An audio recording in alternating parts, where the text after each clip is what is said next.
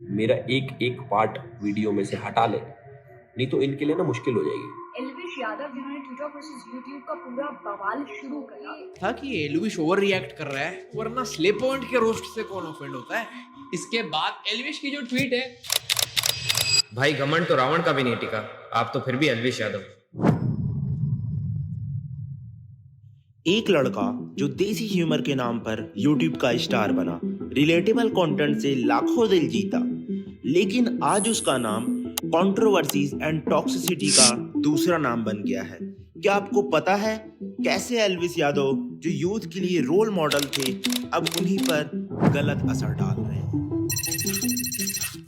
एल्विश यादव की जर्नी शुरू हुई एक रिलेटेबल क्रिएटर के रूप में, पर आज वो ट्रोलिंग, मिसोजिनी और अब्यूजिव लैंग्वेज को नॉर्मलाइज करने वाले क्रिएटर की लिस्ट में शामिल हैं। लेकिन ये सब हुआ कैसे? क्या सच में उनका कंटेंट यूथ को बिगाड़ रहा है? और स्ले पॉइंट के साथ हुई कंट्रोवर्सी के बाद क्या एल्विश और उनके फैंस की ट्रोलिंग ने सीरियस डिबेट को दबा दिया? और क्या एल्विश ही सिर्फ जिम्मेदार हैं इसके? आज के इस वीडियो में हम इन सब क्वेश्चन के जवाब ढूंढने की कोशिश करेंगे, तो एंड तक जरूर देखिए, क्योंकि बात एक क्रिएटर की नहीं, पूरे कल्चर की है। एल्विश यादव ने अपनी जर्नी शुरू की रिलेटेबल देसी ह्यूमर के साथ। उनके वीडियोस काफी फनी और रिलेटेबल थे। गांव का लड़का, मिडिल क्लास लाइफ और डे टू डे स्ट्रगल का एक मजेदार टच, यही उनका यूएसपी था जो उन्हें क्विकली मैसिव फैन बेस तक ले गया। लेकिन जैसे जैसे उनकी पॉपुलैरिटी बढ़ती गई, उनका कंटेंट एजी और टॉक्सिक होता गया। अब रिलेटेबल ह्यूमर की जगह उन्होंने रोस्टिंग और ऑफेंसिव जोक्स को अपना ट्रेडमार्क बना दिया, और कुछ वीडियोस तो ऐसे थे जिसे आप सबके सामने देख ही नहीं सकते। थोड़ा सा सर से फट गया, थोड़ा सा काक से फट गया, थोड़ी इसकी फट गया, तो भाई इसको प्लीज डोनेट करना और इसका नंबर लिखो 9192 बाकी टिकटॉकर्स की। लोगों को शुरू में ये मजेदार लगा, पर धीरे धीरे सवाल उठने लगा, क्या ये सिर्फ हार्मलेस फन है या फिर यूथ के लिए एक गलत मिसाल बन रहा है? पर ये शिफ्ट क्यों हुआ? क्या एल्विश ने अपनी व्यूज और फेम के लिए अपनी वैल्यूज कॉम्प्रोमाइज किए, या ऑडियंस ने ही उन्हें इस तरफ ढकेल दिया? क्या असली गलती सिर्फ एल्विश की है, या उनकी जो ऐसे कंटेंट कंज्यूम करते हैं और बड़ी कंट्रोवर्सी को इनकरेज करते हैं?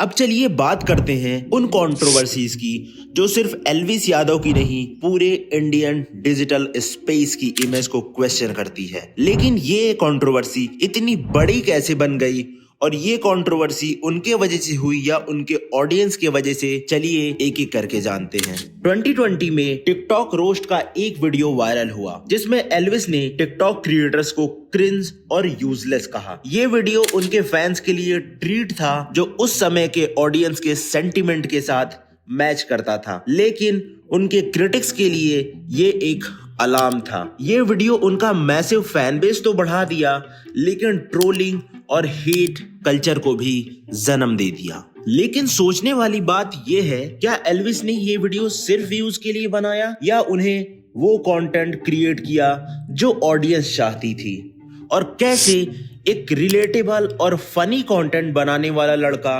मिसोजिनी कंटेंट को बढ़ावा देने लगा? एल्विश की कुछ वीडियोस में आपको कैजुअल मिसोजिनी देखने को मिलेगी। लड़कियों के अगेंस्ट स्टीरियोटिपिकल कमेंट करना, उनके बिहेवियर का मजाक उड़ाना। 2020 में कुशा कपिला के साथ हुई कंट्रोवर्सी ने इस बात को और आग दे दी।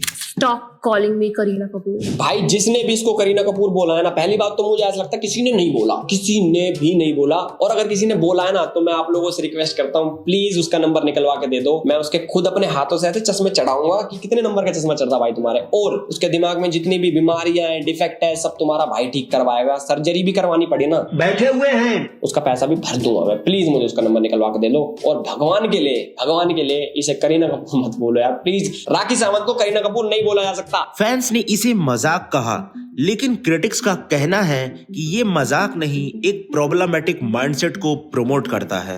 तो क्या एल्विश की कंटेंट का ये एंगल सिर्फ एक इनोसेंट जोक है, या उनकी यंग ऑडियंस के लिए एक प्रेसिडेंट है, जो कि स्ले पॉइंट के साथ रीसेंट कंट्रोवर्सीज में हमें साफ दिखी? अब बात करते हैं उस इंसिडेंट की जिसने एल्विस आर्मी का असली रूप दिखाया। स्ले पॉइंट की क्रिएटर गौतमी कांवले की मोर फोटोज और वीडियोस इंटरनेट पे सर्कुलेट होना स्टार्ट हो गई, जो कि खुद एल्विस के फैंस ने सर्कुलेट की, क्योंकि गौतमी कांवले ने एल्विस के ऊपर रोस्ट वीडियो बना दिया जिसमें उन्होंने एल्विस को डायरेक्टली टारगेट नहीं किया, वो सेट ऑफ क्रिएटर को टारगेट कर रही थी जो फेम के लिए क्या क्या कर रहे हैं। लेकिन एल्विस यादव ने इसे अपने ऊपर ले लिया एंड फैंस को बोल दिया जो करना है करो। और ये सब के बाद एंड में उन्होंने एक क्रिप्टिक ट्वीट डाल दिया कि मेरे साथ जो भी करेगा उसके साथ यही होगा, जो कि प्योरली ग्लोरीफाई करता है एक अब्यूजिव लैंग्वेज और एक अब्यूजिव माइंडसेट को। एल्विस यादव का एक और प्रॉब्लमेटिक एस्पेक्ट है उनका अब्यूजिव लैंग्वेज का कैजुअल यूज। उनके फैंस के लिए ये एक देसी स्टाइल है, लेकिन क्या देसी स्टाइल का मतलब है कि हम गाली गलौज को नॉर्मलाइज कर दें? उनका ये बिहेवियर एक पूरी जेनरेशन के कम्युनिकेशन स्टाइल को इम्पैक्ट कर रहा है। थोड़ा सा सर से फट गया, थोड़ा सा काक से फट गया, थोड़ी सी फट गया तो भाई इसको प्लीज डोनेट करना और इसका नंबर लिखो 9192 बाकी टिकटॉकर्स की।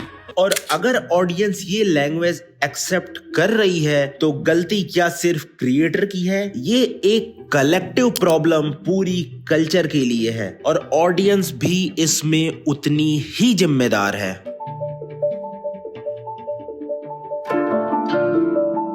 अब सवाल ये उठता है कि एल्विस यादव के कंटेंट का असर यूथ पर क्या है? इंडिया के यूथ जो सबसे ज्यादा डिजिटल कंटेंट कंज्यूम करते हैं, उनका बिहेवियर डायरेक्टली ऐसे क्रिएटर से इन्फ्लुएंस होता है। जब उनका फेवरेट क्रिएटर अब्यूजिव लैंग्वेज को नॉर्मलाइज करता है, स्टीरियोटाइप को प्रमोट करता है या हेट स्प्रेड करता है, तो इसका सीधा असर इनके डे टू डे इंटरैक्शन पर पड़ता है। एक स्टडी के हिसाब से 75% यूथ अपने फेवरेट क्रिएटर्स को फॉलो करती है और उनकी हैबिट्स कॉपी करती है। ऐसे में क्रिएटर की रिस्पॉन्सिबिलिटी लेना बहुत जरूरी हो जाता है कि उनके थ्रू एक ऐसी चीज प्रमोट ना हो जिससे यूथ पे डायरेक्ट इम्पैक्ट पड़े। अब सबसे जरूरी बात यह है कि इस प्रॉब्लम का सलूशन क्या है? क्या क्रिएटर को अपने कंटेंट के लिए ज्यादा रिस्पॉन्सिबल होना चाहिए या क्रिएटर को समझना होगा कि उनका कंटेंट यूथ पर क्या इम्पैक्ट डालेगा? और एज एन ऑडियंस हमें अपने कंटेंट कंजम्पशन चॉइसेस पर काम करना चाहिए एंड हमें एक ऐसे इकोसिस्टम की जरूरत है जो ट्रोल्स और टॉक्सिसिटी को डिस्करेज करे। एल्विस यादव की जर्नी एक चीज क्लियर करती है, फेम एक दो धारी तलवार है। टैलेंट होने के बावजूद उनकी कंट्रोवर्सीज रिस्पॉन्सिबिलिटी को हाईलाइट करती है। अब सवाल ये है, क्या एल्विस जैसे क्रिएटर टाइम के साथ इवॉल्व करेंगे या ये टॉक्सिक साइकिल चलता रहेगा? अपने थॉट्स कमेंट में जरूर बताइए। और अगर एल्विस यादव के कंटेंट ने आपको कभी इंस्पायर किया तो उनकी अकाउंटेबिलिटी की डिमांड करना भी आपकी जिम्मेदारी है। लेकिन एक बात याद रहे, जो कंटेंट वायरल होता है उसका असली ड्राइवर ऑडियंस ही होती है, तो आप भी उतने ही जिम्मेदार हैं। और अगर आप एल्विस यादव के कंटेंट की तरह ही बिग बॉस भी फॉलो करते हो तो क्यों ऐसे शो नहीं देखना चाहिए, उस पे भी मैं वीडियो बनाया हूँ, स्क्रीन पे टैप करके वो वीडियो भी देख लेना। तब तक के लिए माइंडफुल रहिए और पॉजिटिव कंटेंट कंज्यूम करिए। तब तक के लिए पीस आउट।